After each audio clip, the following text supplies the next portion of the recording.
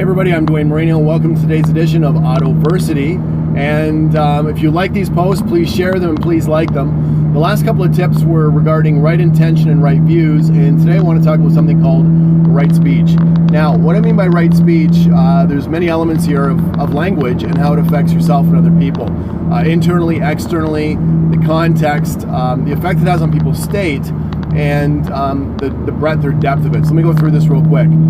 Internal language. It's kind of funny. If you get in touch with how you talk to yourself during the day, I find it somewhat comical. If the phone rings and I see who's on call display, somebody walks in the room, I hear somebody talking about somebody, that I know. You wake up in the morning, you might say, your voice in your head says, another day, or perhaps another day, or maybe, another day.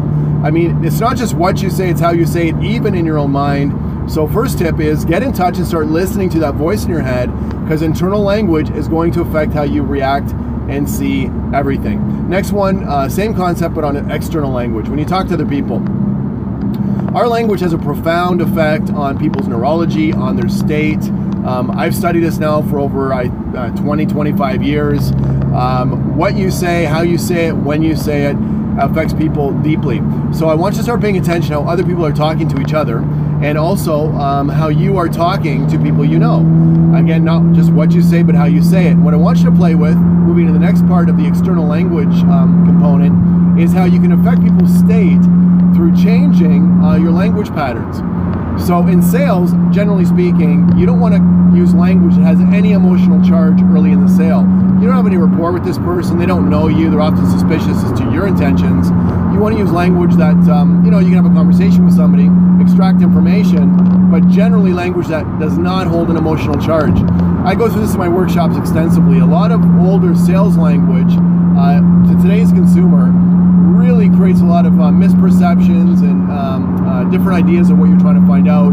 So watch language that may have emotional charge. Now, if you've attended my seminars, there are times in my seminars where I will use some crazy language when I feel the group needs a state change, if I'm trying to provoke somebody that is maybe moving in a certain direction, sometimes just to really punctuate or make a point of something.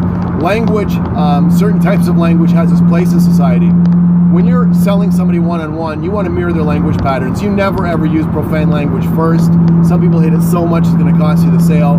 However, there are some people that after 10 or 15 minutes, they're using so much colorful language that if you don't use a word or two, you can't connect with them. You need to mirror them because people like themselves. So get in touch with language and the appropriateness of certain types of language. I don't want to start talking about political correctness. Political correctness actually is a technique to get everybody to shut up and not communicate or not complain or say anything about anything anybody's doing to you. It's really designed to isolate and separate people and make it so you can't talk about certain things. So I am not a fan of PC. Also, if you study language patterns of individuals, the most politically correct people and the people that never use any colorful language, believe it or not, are the most dishonest people on the planet. That's been studied. They've got so many filters up. They're so cautiously watching what they're saying all the time because they're looking to manipulate people and to really cover up their own intentions.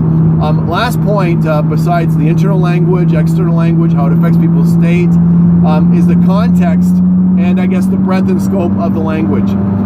If you're going to try to figure out what a politician's motives are, what they're really about as a person, watch their entire interview on YouTube. Don't watch snippets from the news. Reporters are notorious for taking a clip, putting their twist in the beginning and their twist on the end, and changing the context of what that individual is saying. Listen to what they're saying from front to back, and really pay attention to the entirety of the talk, because context is everything.